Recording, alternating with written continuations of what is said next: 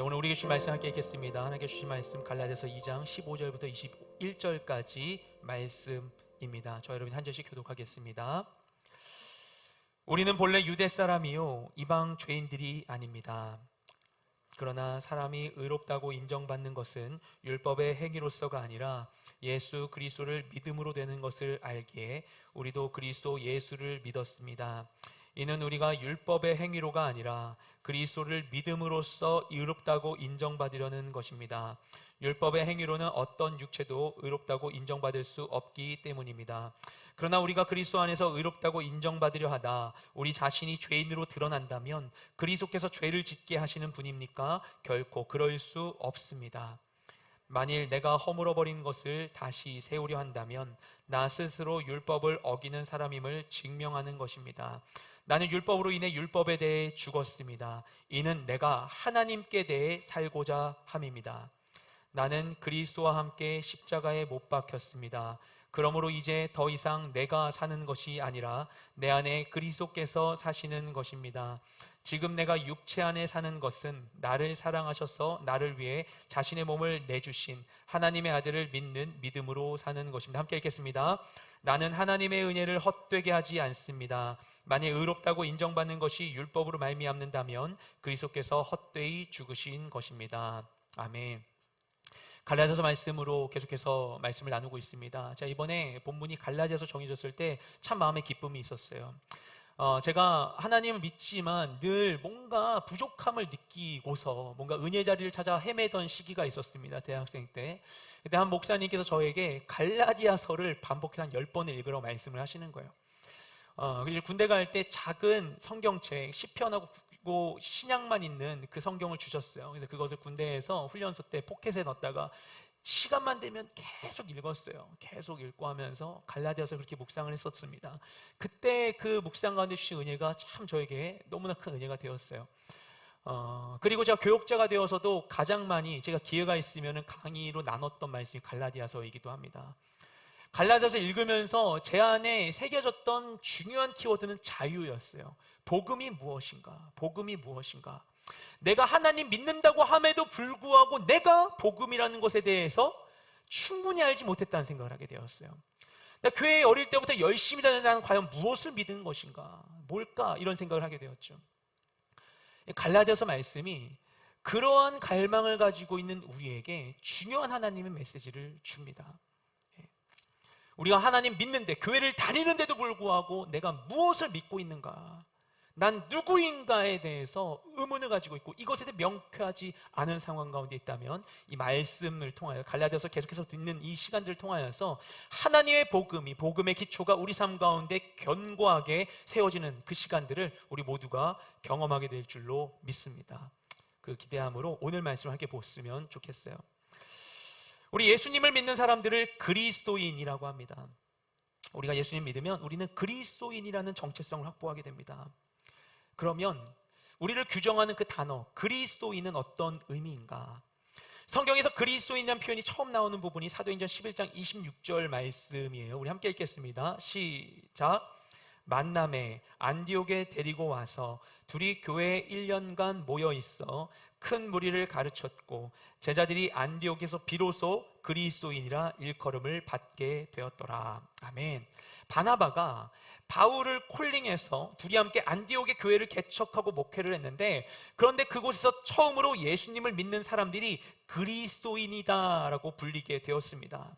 그래서 이 명칭은 그들이 스스로 지은 게 아니에요. 야, 우리 이제 모였는데 우리 이름 뭐라고 할까? 그러면서 그리스도인 어때? 이렇게 한 게 아니고 교회 밖에 있는 사람들이 이들을 그렇게 불렀던 것이었어요.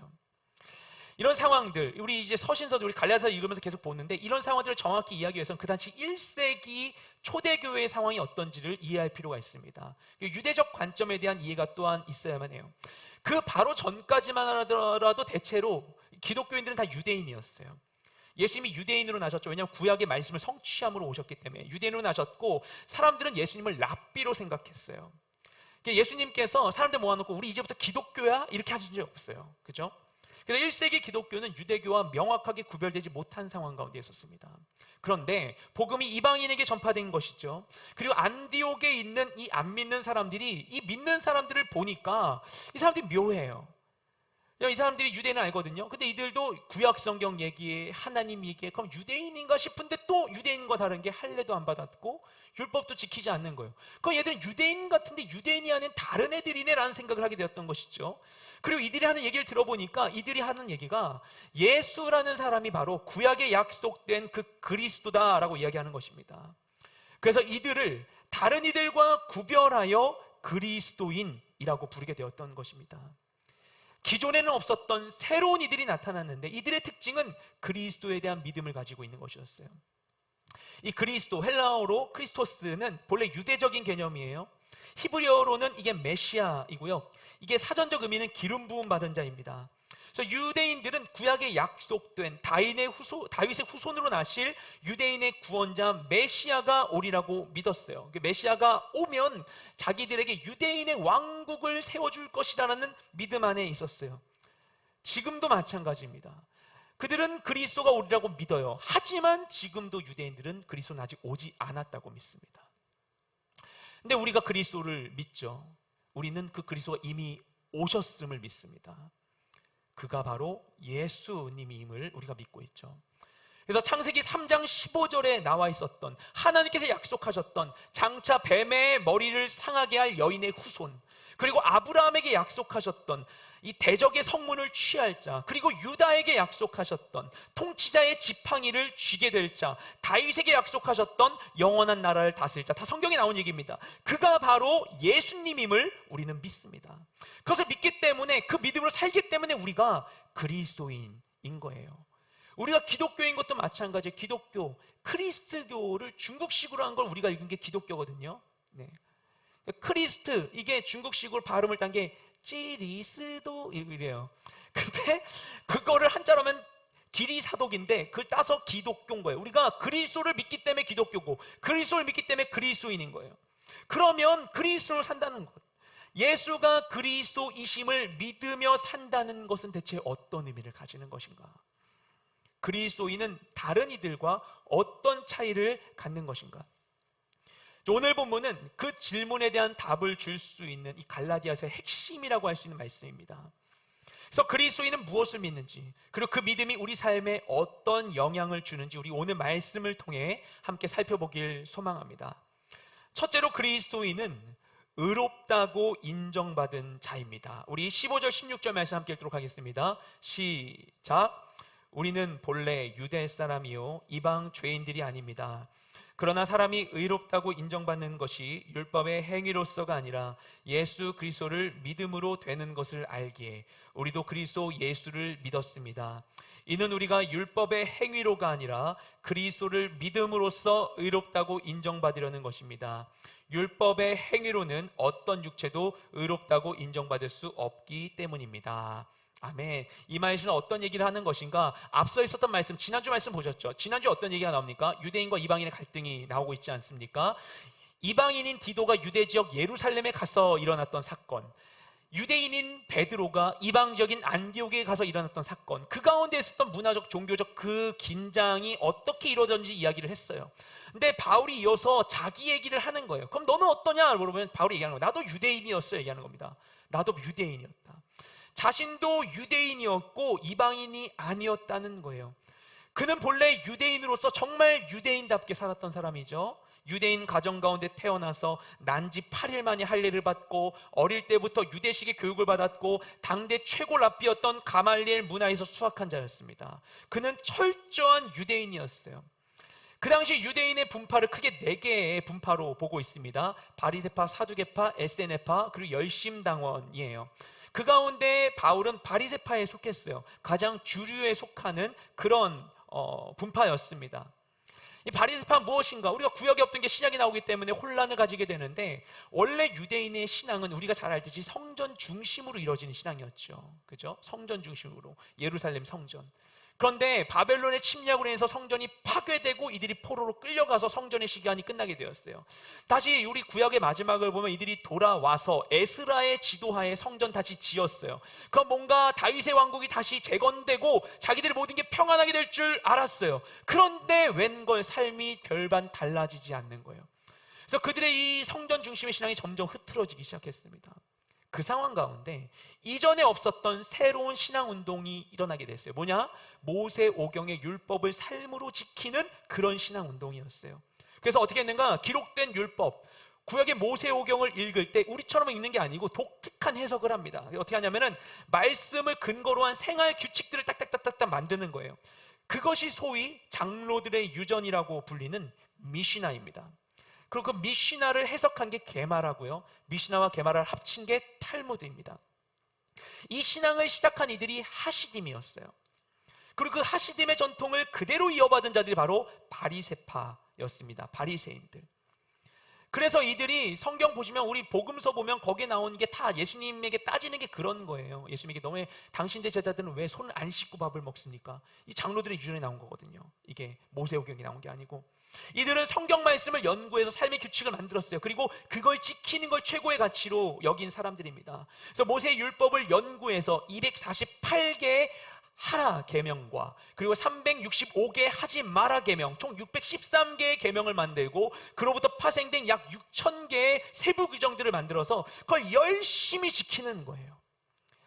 그래서 오늘날 유대인들이 지키고 있는 안식일 규례의 일부를 예로 들면, 말씀을 보면 출애굽기에 안식에 불을 때우지 말라고 했거든요. 그걸 적용하는 거예요. 불을 때우지 말라고 했으니까 당연히 불 피우면 안 되고 캠프파이어 안 되고 당연히 고기 구워 먹으면 안 되고, 더불어서 화석연료 태우면 안 되겠다. 그러니까 안식일에 운전하면 안 돼.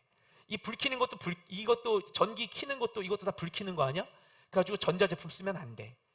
엘리베이터 탑승은 가능하지만 엘리베이터 버튼을 누르면 안 돼. 엘리베이터 앞에서 이방인이 와서 버튼 눌러줄 때까지 기다렸다가 눌러주면 같이 타거나, 돈이 많은 아파트는 그때 안식일에 엘리베이터 버튼만 눌러준 사람을 고용하는 것이죠. 누르면 이게 일하는 거니까. 그런 것들, 세세한 규정을 만들어요. 모세오경 말씀을 근거로 해서. 그리고 그걸 지키며 살아서, 그래서 결국에 어떻게 하는가? 나의 모든 삶의 행위, 삶 전체를 거룩하게 만드는 게 그들의 목표인 것입니다. 거룩한 행동만 해서, 거룩한 규례를 따라서 해서. 그러니까 인간의 노력으로 거룩하고 의롭게 되는 일의 극단을 보여주는 것이죠.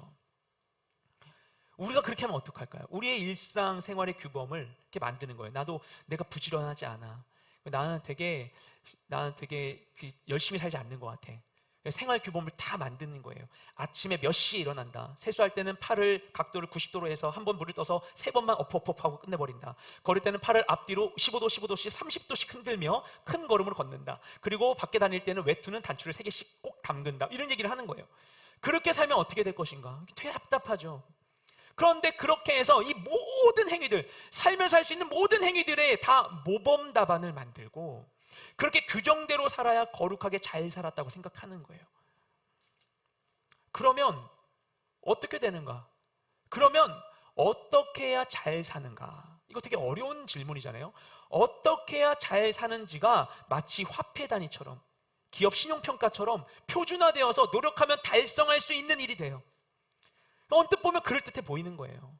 잘 살았다고 얘기할 수 있게 되는 거예요. 이것 따라 살았으니까. 그러면 좋을까요? 한번 해보는 게 좋을까요? 진짜 규칙적인 삶 생각한다면 좋을 것 같잖아요. 갈라디아 교인들이 그런 생각이 들었던 거예요. 유대인들이 저렇게 얘기하니까 우리도 그렇게 해야 뭔가 달라질까? 이 생각을 해본 겁니다. 그런데 바울이 그럴 필요 없다고 얘기하는 것입니다. 왜냐? 내가 다 해봤어, 이러는 거예요. 자신이 유대인이라는 것은 그거 다 해봤다는 거예요. 다 지키며 살아봤다는 거예요. 근데 해봤더니 어땠는가? 나 다 해봤다. 열심히 율법 따라 살아봤는데 했더니 아무 의미 없더라. 아무리 율법대로 살아본들 그거 한다고 내가 정말 의로워지지는 않더라. 그 행위가 나를 변화시키지는 않더라. 그렇게 해도 마음의 죄악과 상처가 해소되지 않더라. 아무리 노력해도 그것으로 의롭게 될 수 없다는 것을 그는 알고 있었어요. 단지 내가 율법대로 살기 위해서 몸부림치고 있을 뿐이었어요. 왜냐? 누군가 나 보고도 너 왜 그렇게 앉았어? 너 왜 그렇게 걸었어? 왜 그렇게 입었어? 지적당하지 않기 위하여서. 그럼 나를 구원하는 건 누구예요? 하나님입니까? 지적하지 않는 사람인 거죠. 마치 언젠가는 해방되리라는 근거 없는 소망을 가지고 그냥 열심히 노예로 살아가는 것과 마찬가지인 거예요. 그런데 그랬던 그가 율법으로 열심히 살면서는 도저히 채울 수 없었던 그 갈망을 해소할 수 있게 되었습니다. 어떻게? 예수가 그리스도이심을 믿음으로써 그것을 누리게 되었던 거예요. 이것을 위해서는 가장 먼저 바리새인이었던 그에게는 이 관점의 변화, 굉장히 큰 관점의 변화가 필요했습니다. 바리새인일 때 그는 구약 성경을 보았지만 구약 성경을 볼 때 이 보는 중심이 어디에 있었는가 하면 내 삶이 우선순위에 있었어요. 내 삶을 남들보다 나은 삶으로 만들 수 있는 법칙을 알기 위해서 성경을 본 거예요. 나를 위하여서. 그런데 이제는 다른 시선으로 성경을 봅니다. 내가 주체가 돼서 나의 삶의 방법을 찾기보다 하나님이 말씀 건데 나에게 뭐라고 하시는가, 하나님이 나에게 하신 그 약속을 중심으로 보는 것입니다. 왜냐? 성경은 약속의 책이기 때문에. 성경은 언약의 책입니다. 성경은 우리가 어떻게 나누죠? 구약과 신약으로 나누죠. 옛 언약과 새 언약이에요. 그래서 올드 테스트먼트, 뉴 테스트먼트 하지만 이게 원래 올드 커버넌트, 뉴 커버넌트예요. 옛 언약과 새 언약. 그래서 우리가 구약, 신약이라고 하는 것입니다. 하나님의 약속의 책. 그러면 하나님께서 하신 약속은 무엇인가? 그것은 장차 약속된 여인의 후손, 기름 부음 받은 자 메시아 그리스도가 이 땅 가운데 오심으로 우리를 죄와 사망에서 영원한 나라로 구원하신다는 약속이었어요. 바울은 그 약속 믿었고 그 그리스도가 바로 예수님임을 믿었습니다. 자신이 열심히 살아서 의로워지려고 해봤어요. 내 노력으로 내 삶을 의미 있게 만들고 싶었어요. 근데 안 되는 거예요. 그래서 드디어 자신의 한계를 인정하는 겁니다. 오라, 나는 곤고한 사람이로다. 이 사망의 몸에서 누가 나를 건져내랴 라고 얘기할 수밖에 없는 거야. 안 되는구나. 나는 안 되는구나.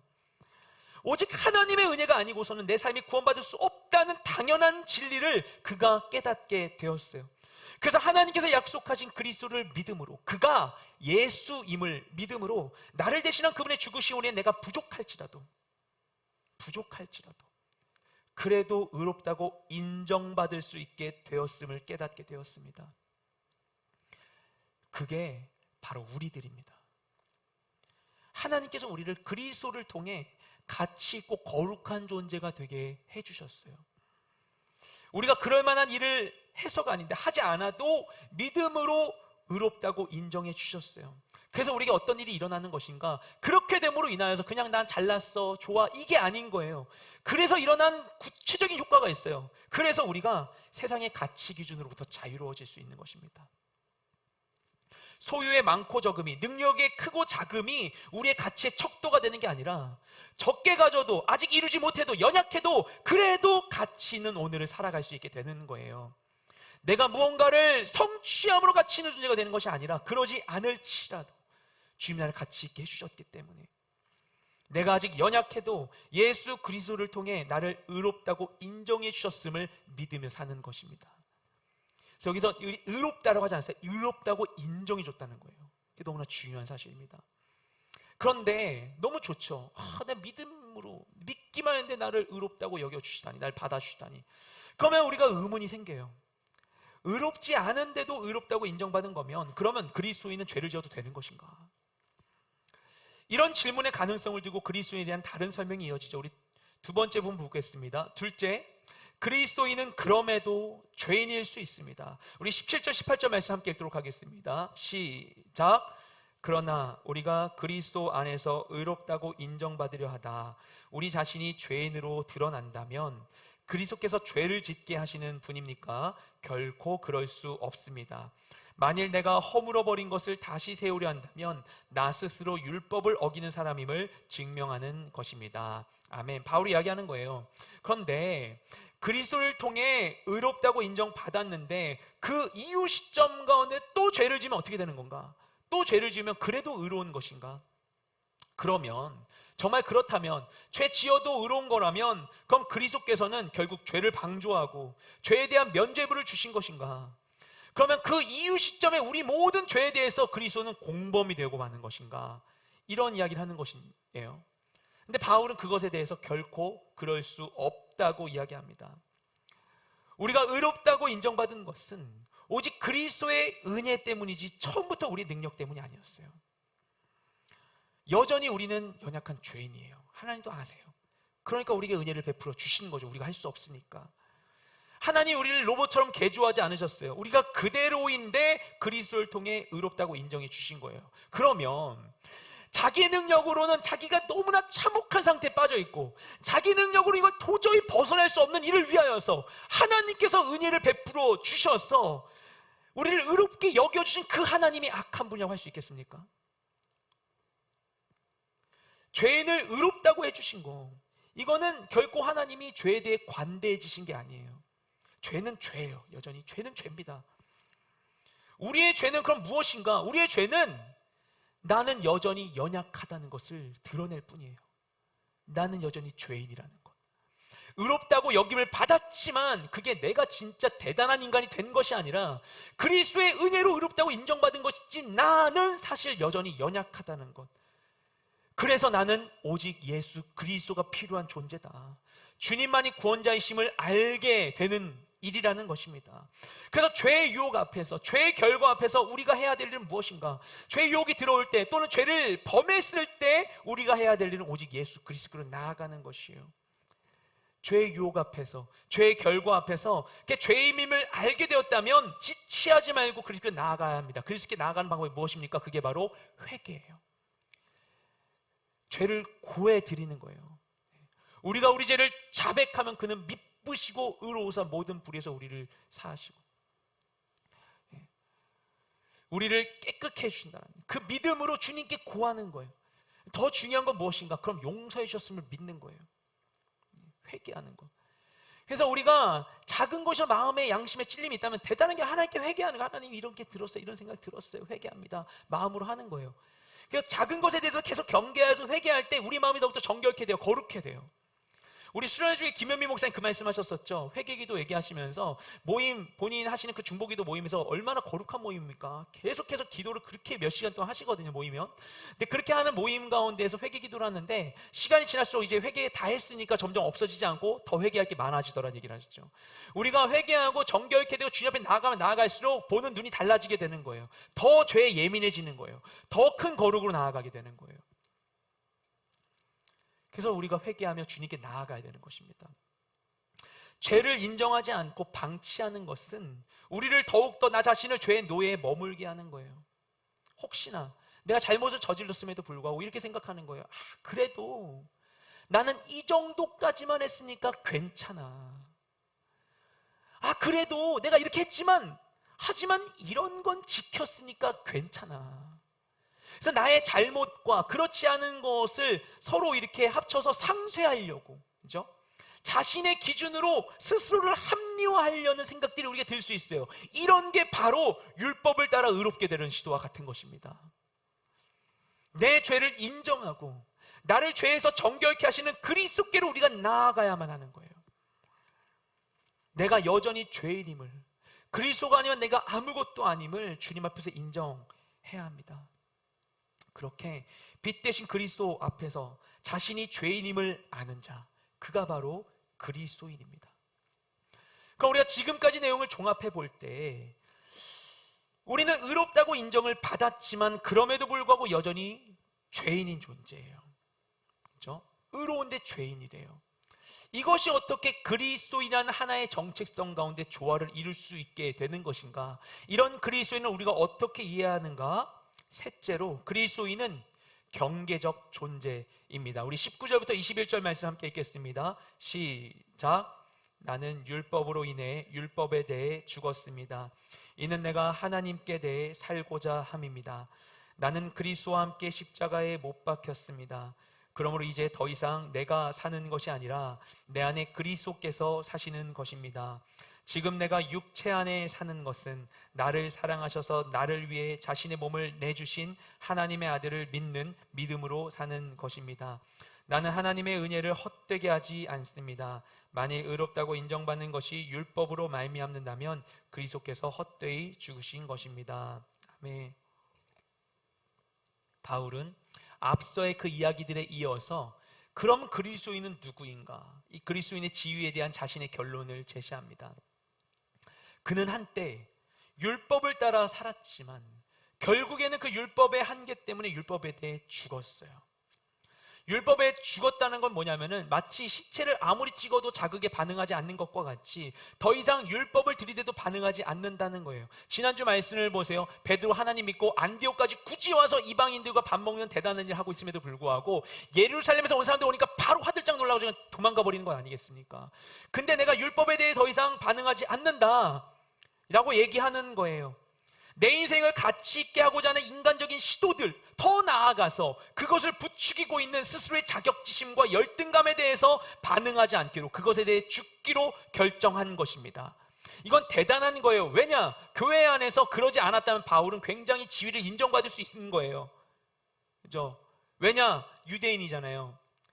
다른 유대인 한 것처럼 난 유대인이라 너네보다 좀 더 나아, 내가 예수님 좀 더 가까이서 만났어, 이거는 유대인은 다 이런 거야 라고 하면서 뭔가 있는 척하면서 이방인들을 2등 성도, 나는 1등 성도로 만들 수 있는 거예요. 갈라디아에서 와서 왔던 이 거짓 형제들이 그 일한 거거든요. 그럴 수 있는 거예요. 자신이 예루살렘 가면은 사람들이 만날 때 당신 할례 받았습니다, 할례 받았습니다, 어디 가도 떳떳할 수 있는 거예요. 지난주 말씀드렸죠. 디도가 이방인인데 예루살렘 왔어요. 할례 줄 거냐? 사실 저도 주는 게 죄는 아니라고 말씀드렸잖아요. 주는 게 죄는 아닌데 굳이 바울이 안 받게 했어요. 왜냐? 우리가 믿는 게 맞다는 것을 증명하고 싶어서. 근데 바울이 그걸 주장할 수 있는 사람이거든요. 유대인으로서 자신은 랍비였었고 랍비 출신으로 예수님 믿거든요. 근데 바울이 뭐라고 하냐면 그 절반의 내 삶을 버리겠다고 하는 거예요. 율법에 대해 죽겠다, 난 그것 주장하지 않겠다. 사람들이 나한테 너 이방인과 같이 다녀라고 비난할지라도 난 버리겠다, 아무렇지 않다. 왜냐? 왜 죽었느냐? 살려고 하는 거예요. 살려고. 하나님께 대해 살려고. 율법의 노예가 되어봤자 달라진 것 하나도 없이 헛된 일에 인생을 허비하기 때문에 생명의 근원이신 하나님께 집중하여 그분께 연결되기 위해서 율법에 대해서는 죽기로 작정해버렸다는 것입니다. 그럼 어떻게 죽었는가? 그것에 대한 답이 바로 그 유명한 갈라디아서 2장 20절 말씀이죠. 20절에서 이야기합니다. 나는 그리스도와 함께 십자가에서 죽었다 얘기합니다. 이 문장에 많은 게 함의되어 있어요. 그리스도와 함께 십자가에서.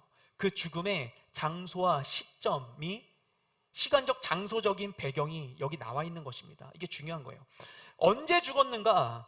내가 믿기로 작정한 순간 죽었는가? 아니면 내가 상처받은 순간 죽었는가? 은혜를 받은 순간에 죽었는가? 그게 아니라 바로 그때 예수님이 골고다 언덕 십자가에 못 박히셨던 바로 그때 내가 죽었다라고 고백하고 있는 것입니다. 2021년을 살아가고 있는 우리의 시점을 적용하면 지금으로부터 2000년 전 골고다 언덕 십자가에서 바로 그때 그 자리에서 우리가 죽은 거예요.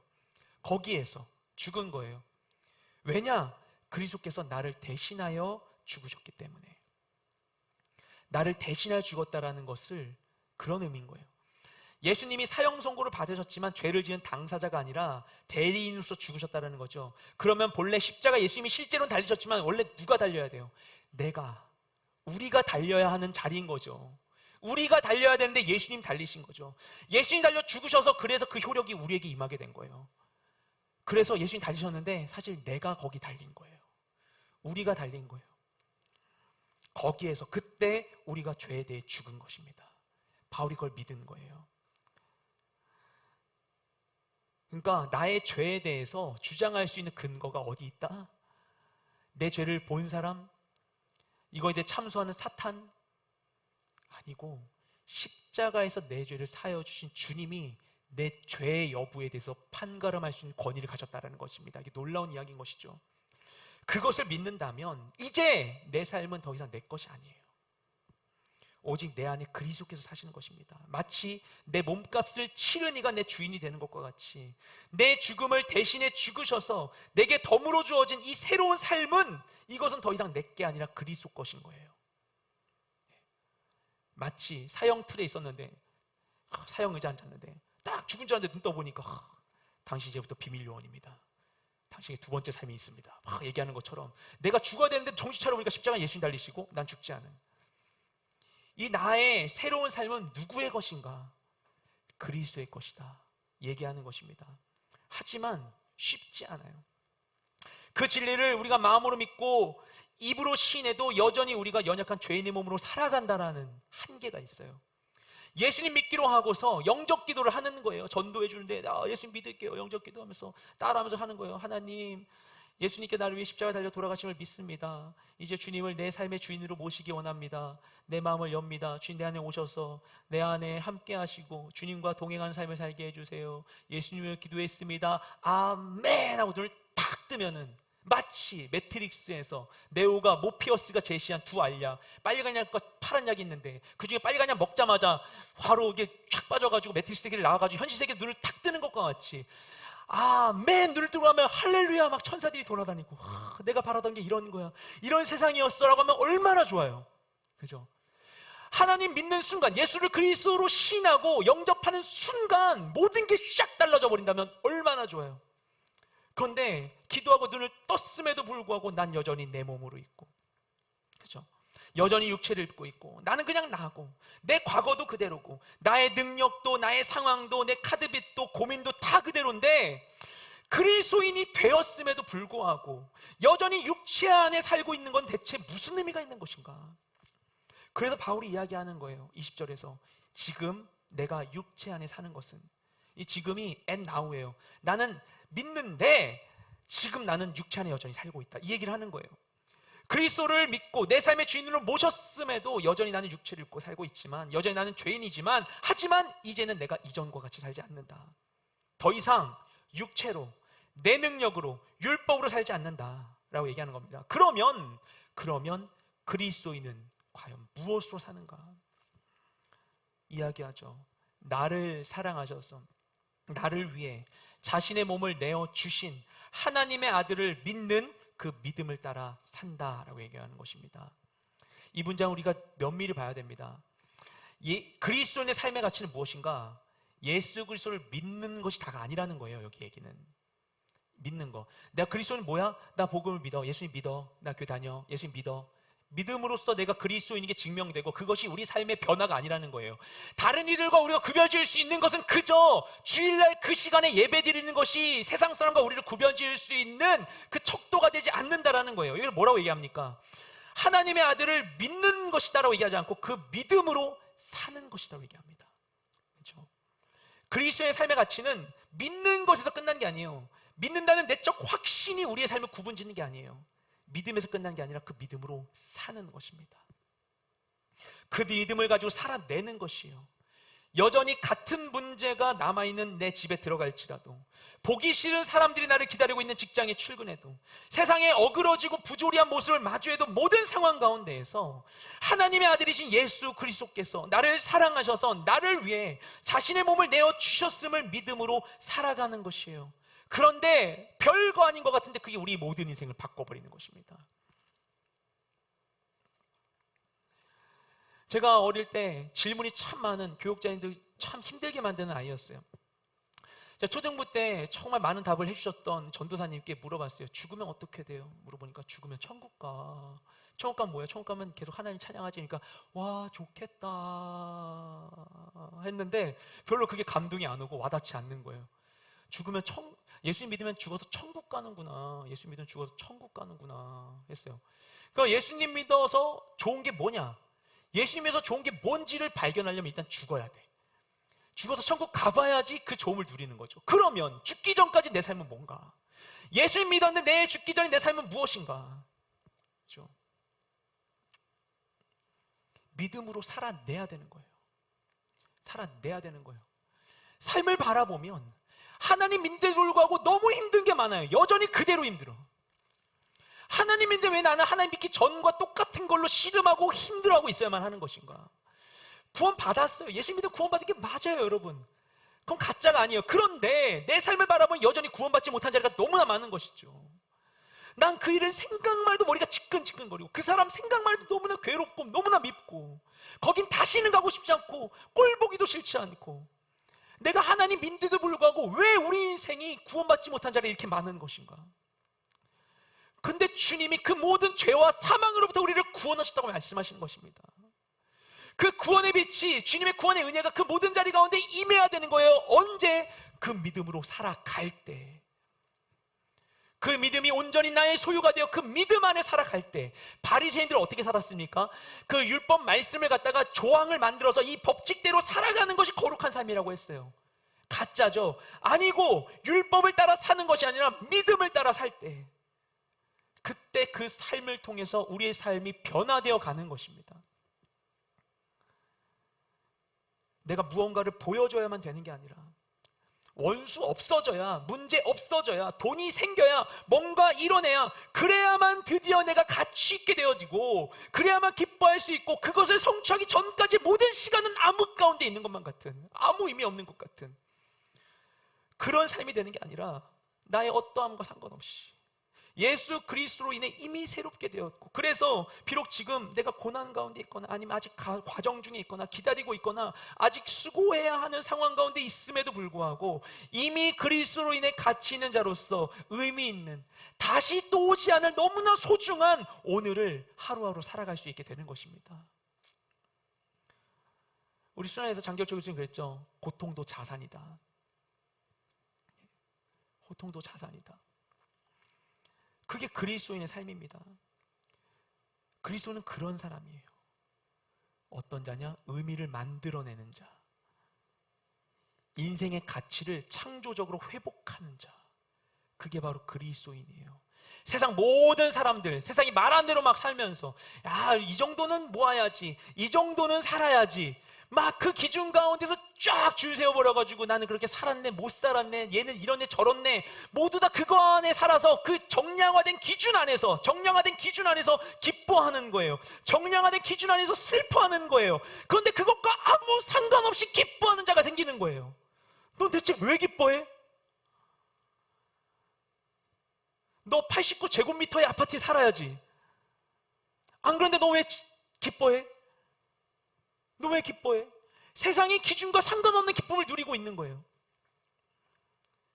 그게 그리스도인이에요. 그게 다른 기준, 창조적 기준을 세상에 세울 수 있는 자, 그게 그리스도인입니다. 그렇게 살아야만 우리를 향한 그리스도의 희생과 은혜가 헛되지 않게 되는 거예요. 그래서 그러라고, 이제는 믿음으로 승리하며 살라고, 이제 하나님의 자녀로서 힘과 용기를 가지고 믿음으로 자신 있게 살아가라고 예수님께서 사랑으로 자신의 몸을 우리에게 내어주신 것입니다. 예수님의 그리스도 믿음으로 인하여서 우리가 이전에 문제로 여겼던 모든 일들이 일순간에 다 사라지지 않아요. 예수님 믿어서 의롭게 되었는데 우리는 여전히 죄의 유혹과 상처 가운데에서 내가 살던 삶을 살아갑니다. 상처와 이 아픔의 기억이 소거되지도 않아요. 그래서 그리스도인은 이 땅 가운데 경계적인 존재일 수밖에 없어요. 완성된 세계가 아니라 이 경계적인 세계를 살아갑니다. 그런데 그 가운데 그리스도인이 해야 되는 것은 무엇인가? 죄인된 자신과 그리스도의 은혜, 죄악된 세상과 하나님의 나라, 이 경계적인 상황 가운데에서 이 경계적 긴장을 끌어안고 믿음으로 살아가는 것입니다. 그게 바로 예수님이 하신 일이고, 그리고 우리가 해야 될 일이에요. 예전에 저희 담임 목사님께서 사도행전 6장 말씀으로 설교를 하시다가 이런 이야기 하셨어요. 그때 말씀 본문이 초대교회가 처음으로 집사를 세운 그 본문이었어요. 그 본문에 대해 설교를 하시면서 이런 말씀을 마지막에 하셨어요. 교회 안에도 갈등과 긴장이 있을 수밖에 없습니다.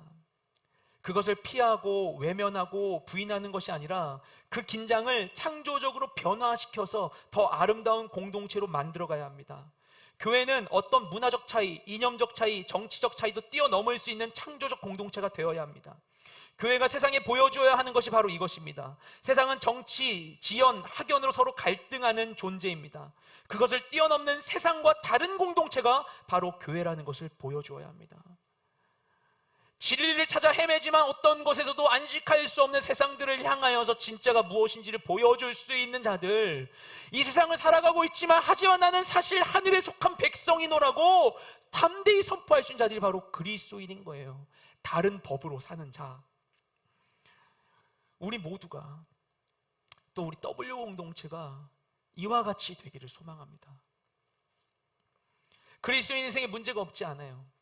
그리스도인의 삶을 특정 짓는 것은 문제의 존재 유무가 아니에요. 문제 있으면 나 가짜인가, 문제 있으면 하나님 안 계신가, 아닌 거예요. 문제에 대한 시각의 차이죠. 하나님의 방법은 하나님에게 문제예요 하면 문제 싹 없애시는 게 아니에요. 그렇죠? 아이가 집에서 놀다가 책상 모서리에 부딪혀가지고 왜 울어요.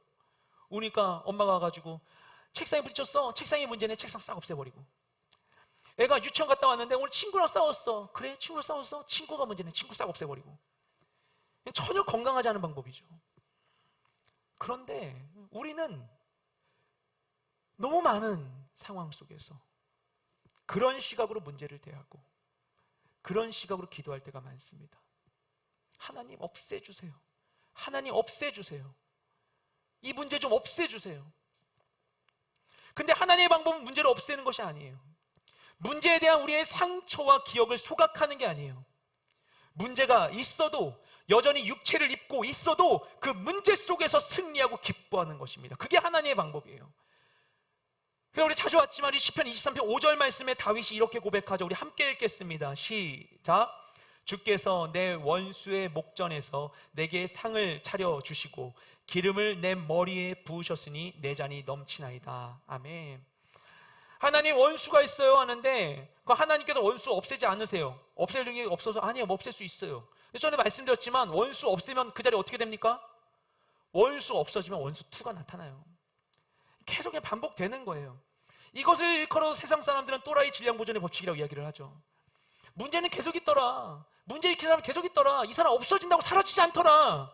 되풀이 되는 거예요. 끝이 없는 거예요. 그럼 또 이 2번째 문제 있는 사람 없애달라고, 2번째 원수 없애달라고 기도하겠습니까?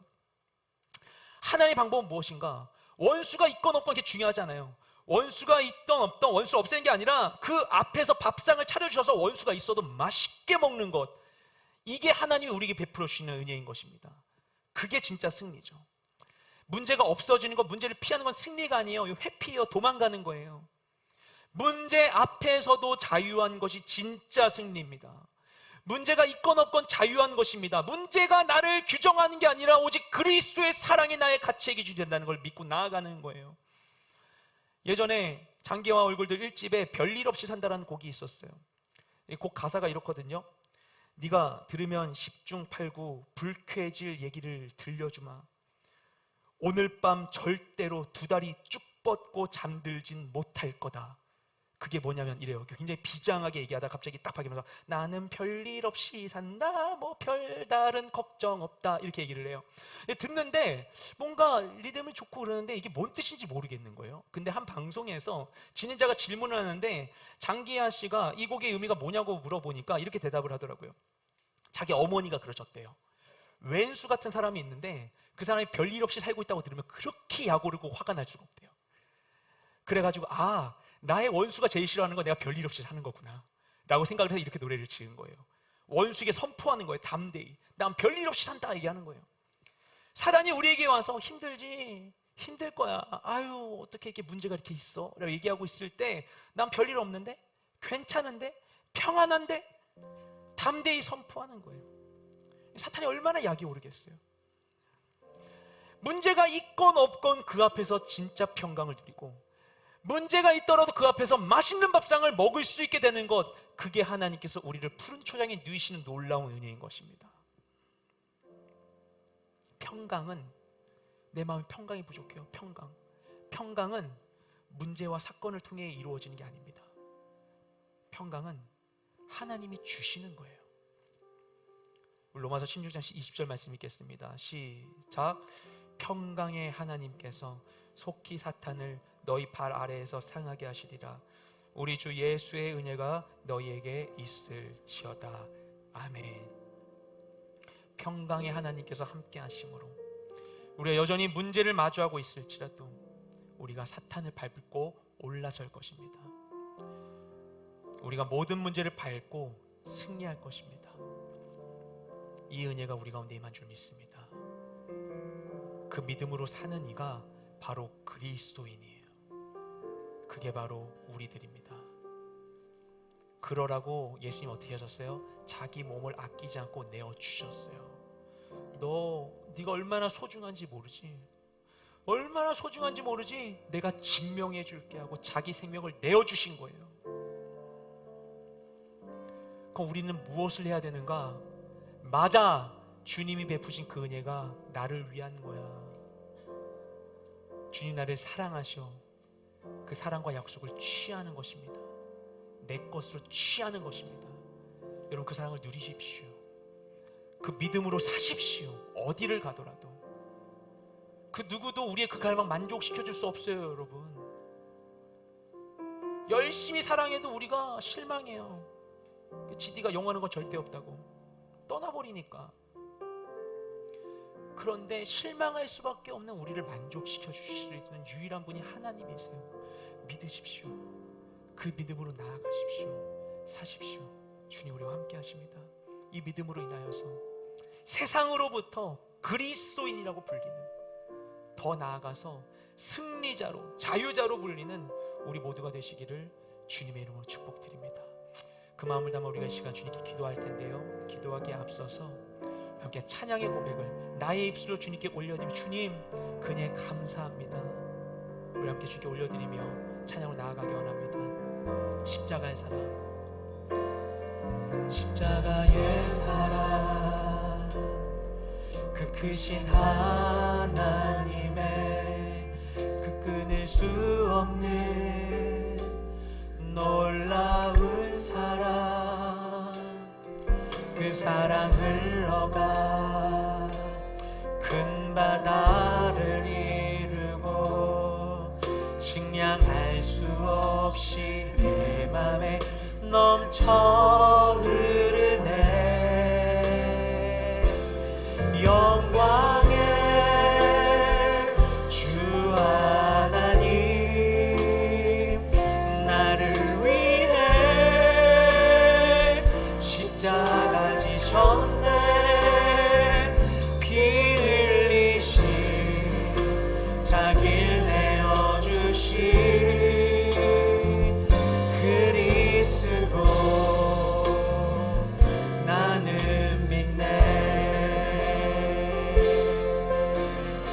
다시 한번 고백합니다. 십자가의 사랑, 십자가의 사랑, 그 크신 하나님의 그 끊을 수 없는 놀라운 사랑, 그 사랑 흘러가 큰 바다를 이루고 측량할 수 없이 넘쳐 흐르네. 영광의 주 하나님, 나를 위해 십자가 지셨네. 피 흘리신 자기를 내어주신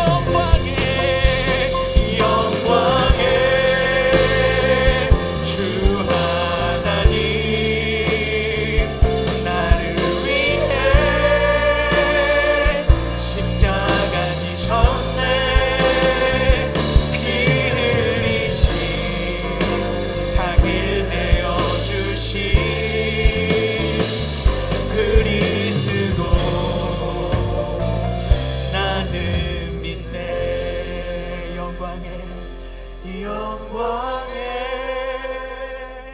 주 하나님, 나를 위해 십자가 지셨네. 피 흘리신 자기를 내어주신 그리스도, 나는 믿네. 영광의 주 하나님, 영광의 주 하나님, 나를 위해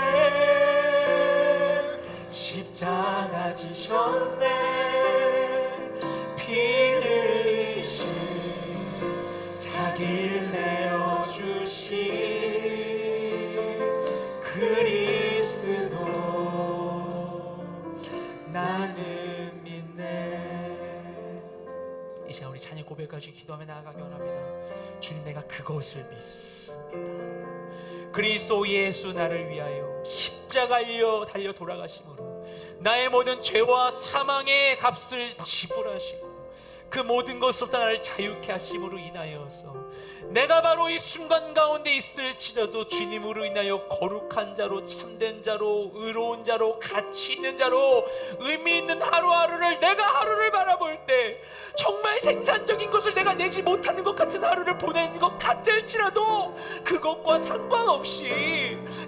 상관없이 나를 가치 있고 의미 있게 하여 주셨음을 믿습니다. 주님에게 믿음을 더하여 주시옵소서. 그 사랑을 내가 받습니다. 그 사랑을 남김없이 받습니다. 나는 그 사랑을 받기 위해 태어난 존재입니다. 나는 그 사랑이 너무나 필요합니다. 내게 부어주셔서 그 사랑 안에 온전한 믿음으로 내 삶을 살아가게 하여 주시옵소서. 이 시간 주님을 향한 합심하여 주님께 기도하며 나아가기 원합니다. 기도하시겠습니다.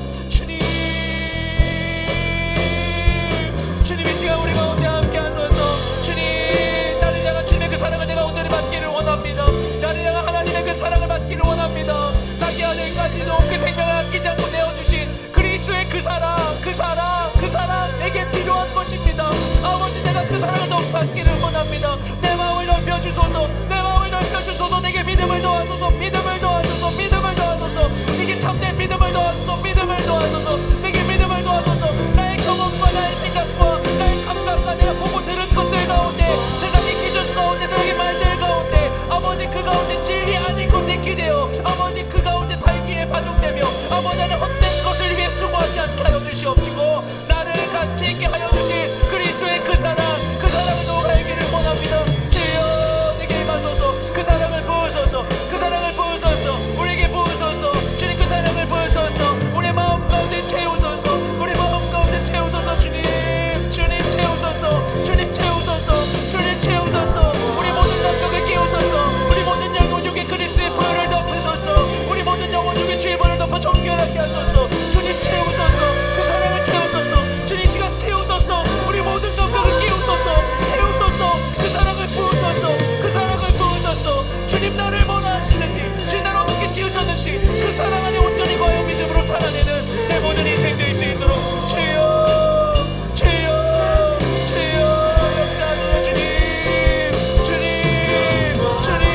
나는 그 사랑이 너무나 필요합니다. 나는 그 사랑이 목마릅니다. 난 그 사랑을 알기를 원합니다. 그 사랑을 알기까지 나는 방황할 수밖에 없었습니다. 그 사랑을 알기까지 난 헤맬 수밖에 없었습니다. 그 사랑을 알기까지 난 고통스러울 수밖에 없었습니다. 주여 임하소서. 내게 임하여 주소서. 충만한 사랑 가운데 진짜 내가 누구인지를 아는 내 모든 인생 될 수 있도록 주여 역사하여 주시옵소서. 함께하여 주시옵소서. 우리 한 번만 더 주님께 기도하며 나아갈 때, 주님, 우리가 육체의 연약함으로 무너지지 않게 하여 주시옵소서. 내 삶의 형편으로 인해서 무너지지 않게 하여 주시옵소서. 눈에 보이는 것으로 인하여 좌절하지 않게 하여 주시옵소서. 내게 주어진 모든 상황들을 주님께 올려드립니다. 그 상황의 의미와 가치들을 깨닫게 하여 주시옵시고 그것을 회복시키는 하나님의 사람 되게 하여 주시옵소서. 나의 가정과 직장과 모든 관계와 나의 과거의 시간들과 앞으로의 모든 가능성들을 주님께 올려드리며 모든 것을 의미 있게 주님께 올려드리는 내 모든 인생 될 수 있도록 주여 도와달라고 합심하여 주님께 이 시간 우리 주여 한번 외치며 기도하며 나아가기 원합니다. 주여, 주님 우리 가운데 함께하여 주시옵소서. 아버지, 우리 모든 인생을 주님께 올려드립니다. 주님 우리 가운데 함께하여 주시옵소서. 내 모든 삶을 주님께 올려드립니다. 아버지 하나님, 내 모든 삶의 자리 가운데 아버지 하나님, 나의 형편과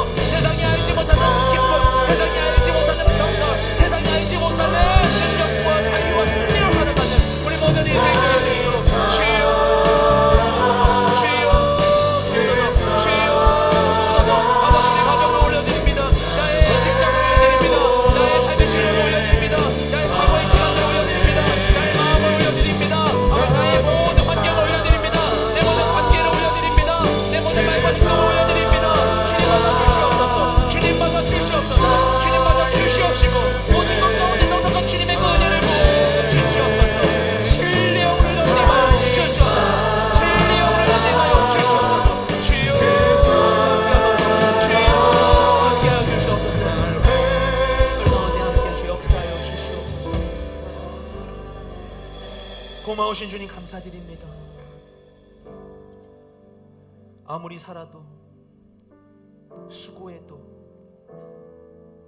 도저히 채워지지 않는 그 삶의 의미의 부분을 채우기 위해서 헤매는 우리들에게 처음부터 이것을 완성시켜 줄 수 있는, 만족시켜 줄 수 있는 분 오직 주님이셨음을 믿습니다. 주님, 우리 가운데 임하여 주시옵소서. 우리의 마음을 열어 주시옵소서. 우리 안에 굳은 마음을 제거하시고 부드러운 마음 부어 주시옵시고, 우리 모든 감각이 깨어나 그리스도의 사랑을 온전히 받아 누리게 하여 주시옵시고, 그 사랑 안에 거함으로, 그 은혜 안에 거함으로 내게 주어진 삶의 모든 것들을 변화시켜 나간 내 모든 인생 되게 하여 주시옵소서. 내게 어떤 능력이 주어져서, 내가 자격이 주어져서 그것을 하는 것이 아니라 주님의 사랑으로 인하여서, 주님의 사랑으로 인하여서 능히 나의 모든 삶과 환경과 세상을 변화시켜 나가는 우리가 될 수 있도록 역사하여 주시옵소서. 너무나 원할지라도 우리가 연약하오니 우리에게 성령이 임하사 우리를 가르쳐 주시고 지역의 정을 부으시고 날마다 믿음을 더하여 주시어서 그 믿음으로 살아가고 그 삶을 통해 그리스도인이라 칭함받고 세상 가운데 구별된 존재로 드러나는 우리 모두가 될 수 있도록 역사하여 주시옵소서. 우리 가운데 함께 하실 주님을 찬양하며 모든 기도를 예수님의 이름으로 기도드렸습니다. 아멘. 우리 기도를 드리시 살아계신 하나님께 감사 영광의 박수를 드려드리겠습니다.